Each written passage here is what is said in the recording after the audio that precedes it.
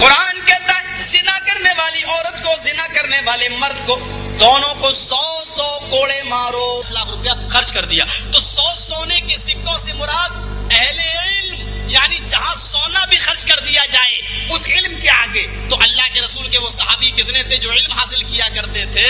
ان کی تعداد لگ بھگ 100-125 تھی، 116 15 120 کے آس پاس، اور اس میں لگ بھگ کا لفظ ہے جس کو اصحاب صفہ کہا جاتا ہے، جو قرآن پڑھنے آتے تھے، سیکھنے آتے تھے. تو اللہ محمد کو 100 سونے کے سکے دے گا. اللہ کا شکر ہے اہل علم جو قرآن و حدیث پڑھا کرتے تھے، نبی سے سیکھنے آیا کرتے تھے، ان کی تعداد 100 کے لگ بھگ تھی. 10 ہار دے گا. ہار کا مطلب یہ ہوتا ہے کہ عورتیں جو گلے میں ہار ڈالتی ہیں اور اس پر جو نام لکھا ہوتا ہے، مثلا بیوی ہے تو آپ نے شوہر کا نام، جیسے کسی کا نام ہے جمیل تو وہ لکھوا لیتی ہے جے، کریم تو کے، اس سے شارٹ کٹ ہوتا ہے.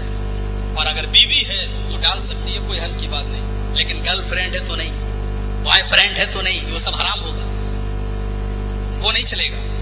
تو یہ بیوی کے لیے جائز. تو وہ کیوں ڈالتی ہے نام وغیرہ گلے میں؟ کیونکہ یہ ہار میرے گلے میں ہوگا اور چونکہ یہ نام میرے شوہر کا میرے دل کے قریب ہوگا، گویا کہ میرا شوہر میرے دل کے قریب ہے. یہ ایک انداز.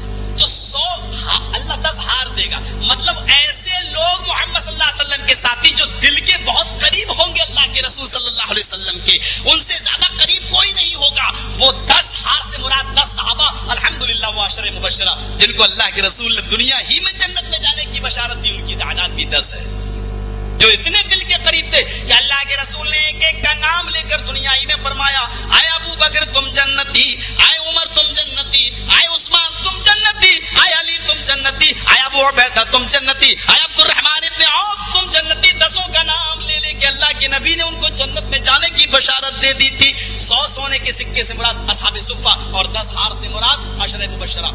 اور اللہ محمد کو کیا دے گا؟ تریڑی شتان ورتان، تریڑی 3 شتمانی 100 300 ورتان گھوڑے. اللہ محمد صلی اللہ علیہ وسلم کو 300 گھوڑے. چونکہ گھوڑے پر بیٹھ کر آدمی جنگ کیا کرتا تھا، جہاد کیا کرتا تھا، تو گھوڑے سے مراد 300 گھڑ سوار یا 300 مجاہد. الحمدللہ یہ بھی اللہ کے نبی صلی اللہ علیہ وسلم کو دیے گئے تھے. جنگ بدر میں اللہ کے نبی صلی اللہ علیہ وسلم کے ساتھ صرف 313 ہی صحابہ موجود تھے. لگ بھگ 300 یعنی 313 صحابہ موجود تھے. اور گھوڑے تو اتنے بھی نہیں تھے، بلکہ ایک انسان ایک آدمی کے گھوڑے پہ 3 لوگ کام کیا کرتے تھے. سین تھا کسی کے پاس تو تلوار نہیں، تلوار تھی تو ڈھال نہیں.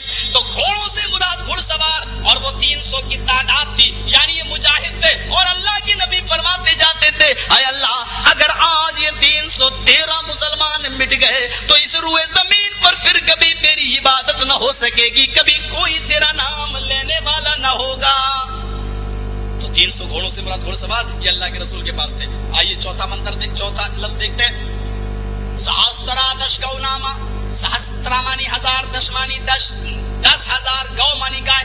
اللہ محمد کو 10,000 گائے دے گا. گائے سے مراد، چونکہ گائے کو کہاں بولا جاتا ہے؟ جو بہت سچن سیدھا آدمی ہوتا ہے وہاں لفظ گائے استعمال. ارے یار وہ تو بہت سیدھا ہے، ارے وہ تو اللہ میاں کی گائے کہتے ہیں نا کبھی کبھی، وہ اللہ میاں کی گائے. ارے یار وہ تو بہت سیدھا، جیسے جلیبی کی طرح. جلیبی سیدھی نہیں ہوتی ہے، وہ کسی آدمی کے بدماش ہونے کی طرف اشارہ ہوتا ہے. ہاں وہ تو بہت بدماش شریف ہے یار، بہت سیدھا ہے جیسے جلیبی. لیکن جہاں سیدھا بولا جاتا ہے وہاں گائے کا لفظ، تو گائے کو سیدھا مانا جاتا ہے جانور. تو 10,000 گائے دے گا، یعنی 10,000 ایسے سیدھے سچے لوگ کہ نبی جو کہہ دیں گے وہ مان لیں گے. دیکھیے وہ فتح مکہ کے موقع پر وہ صحابہ جب مکہ کو فتح کیا اور مکہ کے اندر فاتحانہ داخلہ ہوا، اور صحابہ نے کہا آج ہم قتل کریں گے کافروں کا جنہوں نے مکہ چھوڑنے پر مجبور کیا تھا. اللہ کے رسول صلی اللہ علیہ وسلم اجازت دیجیے، جنہوں نے ہمارے صحابہ کو مار مار کے بھگایا آج ہم ان کو قتل کریں. آپ نے کہا نہیں، کسی کو ڈرانے کی ضرورت نہیں ہے. لا تثریب علیکم اليوم. او محمد کو ٹیررسٹ اور آتنکوادی کہنے والوں، یہ محمد رسول اللہ کی عام معافی تمہارے اوپر تھپڑ مار رہی ہے. اللہ کی قسم فتح مکہ 10,000 کا لشکر نبی کے ساتھ چاہتے تو ایک ایک کافر کو کچل دیتے، لیکن عام معافی دے رہے ہیں. جاؤ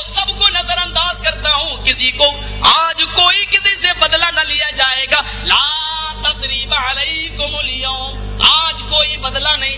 یہ جملہ تا زندگی جب تک جارج ڈبلو بش زندہ ہے تب تک نبی اکرم کا یہ جملہ اس کے چہرے پہ تھپڑ مارتا رہے گا. جب تک ٹونی بلیئر زندہ ہے تب تک اس کے گال پر یہ تھپڑ پڑتا رہے گا اور اس کی تکلیف وہ قیامت کے دن محسوس کرے گا کہ اس تھپڑ کا کیا تکلیف اور احساس ہو رہا ہے. یہ محمد کو آتنکوادی اور ٹیررسٹ اور آتنکوادی کہنے والے اپنے گریبانوں میں جھانکیں کہ آج بھی ہیروشیما کی بستی سے اور اس کی بستی سے لنگڑی لولی اور اپاہج اولادیں پیدا ہو رہی ہیں. یہ سب امریکہ کی کروز میزائلیں اور امریکہ کے زہریلے ہتھیاروں کی وجہ سے آج بھی لنگڑی لولی اولادیں پیدا ہو رہی ہیں. لیکن اتنی بڑی سزا دینے کے بعد اور لنگڑی لولی اپاہج اولادیں پیدا ہونے کے باوجود بھی یہ دنیا کا سب سے بڑا امن پسند ملک بنا ہوا ہے. محمد رسول اللہ صلی اللہ علیہ وسلم نے اپنی زندگی میں 26 جنگیں لڑی ہیں. نبی کے زمانے میں 80 جنگیں ہوئی ہیں, کل 80. لیکن نبی خود جو شریک ہوئے وہ 26 جنگوں میں شریک ہوئے ہیں. ارے کوئی ایک تو ماں کا لال اٹھے جس نے اپنی ماں کا حلال دودھ پیا ہو, کسی بھی راجنیتک پارٹی سے اس کا کانٹیکٹ ہو, وہ اٹھے اور کم سے کم اتنا تو بتا دے کہ محمد رسول اللہ صلی اللہ علیہ وسلم نے 26 جنگوں میں اپنی تلوار سے کسی ایک ناستک اور کسی ایک کافر کو قتل کیا ہو. 26 جنگوں میں محمد رسول اللہ کی تلوار سے بھی کوئی مارا گیا ہو, کوئی ایک ثبوت تو دے دو. اور ہم تمہاری ایک لڑائی میں کتنے مارے گئے اس کا ثبوت دیتے ہیں. آؤ, لیکن ہم کرتے ہیں تو ہو جاتے ہیں بدنام, اور تم قتل بھی کرتے ہو تو چرچا نہیں ہوتا. میرے بھائیو 10,000 وہ صحابہ جیسی نبی نے فرمایا اور سارے صحابہ مان گئے. اے اللہ کے نبی, اگر آپ معاف کرنا چاہتے تو معاف کر دیجئے, ہم بدلہ نہ لیں گے. اس سے زیادہ شریف کون ہوں گے میرے بھائیوں کے نبی نے کہا اور فوراً مان گئے اور کسی سے بدلہ نہ لیا. یہ 10,000 کی تعداد میں تھے جو گائے سے زیادہ سیدھے گائے کی طرح سجن تھے. یہ پورا کا پورا منظر میرے ہندو بھائیوں جو اتھروید کا ہے, اس میں صرف جناب محمد رسول اللہ صلی اللہ علیہ وسلم ہی پورے اتر رہے, کوئی اور نہیں. راجہ بھوج نے جب دیکھا یہ چاند کے 2 ٹکڑے ہوئے تو وہ ایودھیا چلے گئے. آج ہمارے ہندو بھائی ایودھیا اس کو سمجھ رہے ہیں, یہ ایودھیا نہیں ہے, یہ یودھیا ہے. ایودھیا آ کے معنی ہوتے نہیں اور یدھ کے معنی جنگ. اسمبھو, یہ کام ناممکن ہے, انوچت, نامناسب ہے.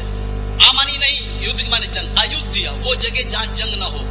یہاں تو روزانہ جنگ ہوتی رہتی ہے. ابھی دیکھیے آتنکوادیوں نے بابری مسجد کے پریسر میں گھس کر حملہ کیا, یہاں تو روزانہ جنگ ہو رہی ہے. یہ ایودھیا نہیں ہے, یہ یودھیا ہے, یہاں جنگ ہو رہی ہے, یہ جنگ کی جگہ ہے. ایودھیا جہاں جنگ نہ ہو وہ مکہ ہے, جہاں جنگ لڑنا حرام ہے, جہاں شانتی جس کا نام ہی ہے جنگ نہ ہونے والی یعنی سلامتی والی جگہ. اللہ نے اسی کو کہا دار السلام, اللہ نے اسی کو کہا البلد الامین, امن والا شہر, وہ مکہ ہے. راجہ بہت ایودھیا چلے گئے یعنی مکہ. اب دیکھیے مکہ جانے کے بعد محمد صاحب سے ملاقات ہوتی ہے, اللہ کے نبی سے ملتے ہیں. اللہ کے نبی سے ملنے کے بعد راجہ بھوج نے کیا جملے کہے, بھوشیہ پران پورا کا پورا. واچ بھوپرتی پریمڑا مایا مد وشاردا تب دیو مہاراج ممتا سبدو ماگیتا مرموچھشٹ سمنجیات تتا تت پشچ بھونر اتی شرطوا تتھا درشتا پرم بسمئی ماگیتا چتر بھیرات ترم دیو کرشیامی کرچھم بھونتو باندھوا دیوا سواشے ناو ترشتھا شرم شردھاری سدوشکا اچلا پیلنگ گچھتی